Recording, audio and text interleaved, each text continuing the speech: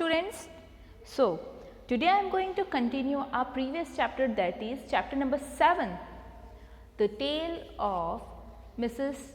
टिटल mouse. Students, इस story में अभी तक हमने पढ़ा है कि एक टिटल माउस रहती है, ठीक है. वो अपने घर को बहुत क्लीन रखती है और उसे कोई भी बाहर का विजिटर आता है तो उसे पसंद नहीं आता है, ठीक है. तो इस चैप्टर में हमने अभी तक यही रीड करा और वो जब घर पे देखती है तो वहाँ पर छोटे छोटे इंसेक्ट्स आ जाते हैं, बी आ जाती है और वो घर में जो स्टोर रूम रहता है वहाँ पर गंदगी फैला देती है. सो आगे हम कंटिन्यू करते हैं. Mrs Tittlemouse began to pull out the moss to throw it away, but 3 or 4 other bees poked their heads out and buzzed angrily at her. जब वो उस स्टोर रूम को फिर से साफ करती है और सभी चीज़ों को बाहर फेंकती है, तब उसे 3 और 4 लगभग 20 के जो सर रहते हैं वो ऊपर की ओर उड़ते हुए दिखाई देते हैं और वो जो बीज रहती है वो जो बिज बिज करती है वो एंग्रीली फिर से उस पर गुस्सा निकालने लग जाती है. किस पर? मिसेस टिटल.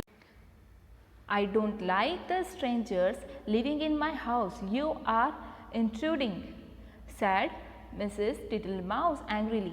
गुस्से में मिसेस टिटल माउस कहती है कि मुझे स्ट्रेंजर्स नहीं पसंद जो मेरे घर में आके रहने लग जाएं.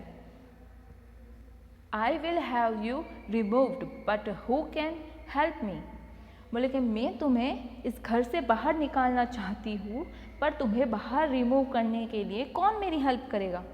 Mister Jackson could, but I will not ask him. He never wipes his feet. पर मिस्टर जैक्सन मेरी मदद कर सकेगा, बट मैं उसे नहीं बुलाऊंगी क्योंकि वो कभी भी अपने पैरों को पोंछ कर नहीं आते हैं. Mrs. Tittlemaus decided to leave the angry bees alone until after she had eaten her dinner. वो सोचती है, वो डिसाइड करती है कि हमें एंग्री जो बीज है उनको अकेला छोड़ दूँ डिनर तक. When she got back to the parlor, she heard someone coughing in a fit. वो जैसे ही अपने पार्लर की तरफ जाती है तो उसको आवाज़ आती है कफिंग की, किसी मोटी आवाज़ आती कफिंग की, wet voice, and there sat mister Jackson himself. और वो देखती है कि वो जो जाड़ी सी आवाज़ आ रही थी, मोटी वाली आवाज़, गीली आवाज़, वो किसकी है? मिस्टर जैक्सन खुद की आवाज़ आ रही थी उनकी. Mister Jackson's home was a very dirty.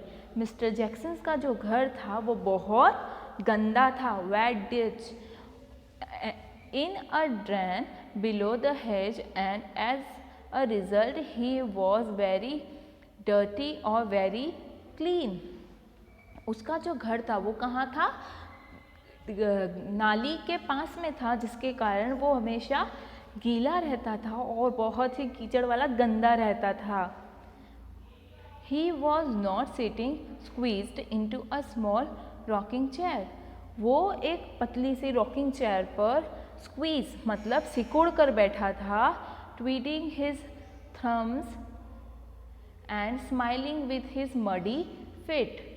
और उसके चेहरे पे स्माइल थी और वो अपने हाथ से अपनी चेयर को मूव कर रहा था और स्माइल कर रहा था उसके, ठीक है.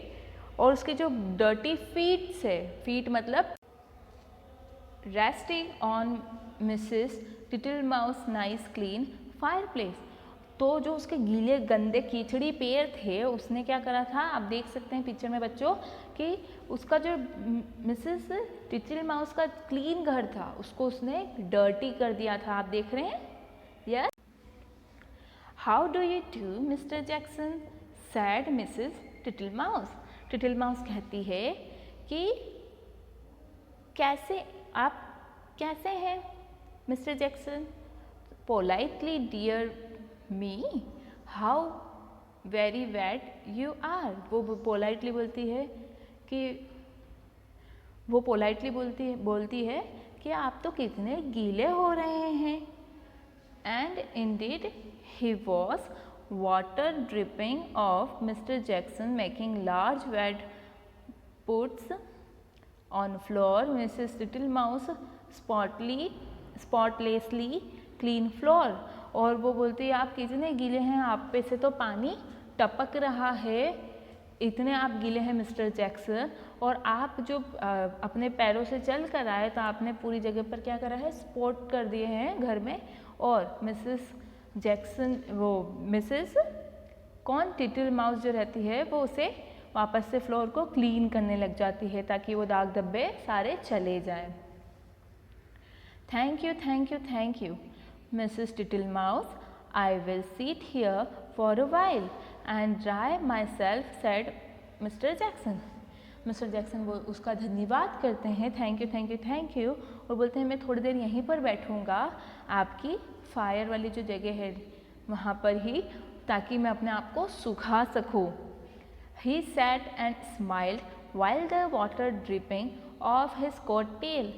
वो वहाँ पर बैठे हुए हैं और स्माइल कर रहे हैं, जबकि उनका जो कोट है उसकी कॉर्नर, टेल का मतलब क्या बोला है यहाँ पर, टेल्स मतलब कॉर्नर जो है, वहाँ से क्या हो रहा है, कोट की टेल्स की साइड से वहाँ पर से पानी टपक रहा है। Dripped. Mrs. Tittlemouse went around with a mop, wiping up the mess that he had made on her floor. और जो मिसेस टिटल माउस है वो वहाँ पर मोप करती है, मोप मतलब पोछा लेकर आती है और वाइप करना स्टार्ट कर देती, साफ़ करना स्टार्ट कर देती जो भी मेस गंदी वाला जो है, कीचड़ है वो जो फ्लोर पर फैला हुआ है। He sat for such a long time that Mrs. Tittlemouse finally felt that it was polite to ask him if he would eat some dinner. वो काफ़ी टाइम तक वहीं बैठे रहते हैं और पोलाइटली जो मिसेस टिटल माउस रहती है उसको रियलाइज़ होता है कि मुझे इनसे एक बार खाने के लिए पूछना चाहिए, डिनर के लिए, ठीक है। First she offered him cherry stones, सबसे पहले वो क्या ऑफ़र करती है, चेरी स्टोन्स को ऑफ़र करती है। Thank you Mrs Tittlemouse. No teeth said mister Jackson. उसको जब बताना, किसको, मिस्टर जैक्सन जो एक फ्रॉग रहता है उसको जब मिसेस टिटल माउस चेरी स्टोन्स देती है तो पहले तो वो धन्यवाद करता है, पर बोलता है कि मेरे पास दांत नहीं है, no teeth. He open his enormous mouth wide to show her that there was not a single tooth in his mouth. वो अपना मुंह जो रहता है, बड़ा सा जो मुंह रहता है, माउथ रहता है, उसे ओपन करता है और टिटल माउस को दिखाता है, मिसेस टिटल माउस को दिखाता है। वो बोलता है कि देखो यहाँ पर सिंगल टूथ मतलब एक दांत भी नहीं है मेरे मुंह में। Then she offered him cotton seed. उसके बाद वो क्या ऑफर करती है, कॉटन सीड ओपन करती है, ठीक है। Tightly widely puff sad mister Jackson. ये ऐसे वो मिस्टर जैक्सन बोलता है। Blowing seeds all over the tidy little parlour so that it looked like winter had come indoor.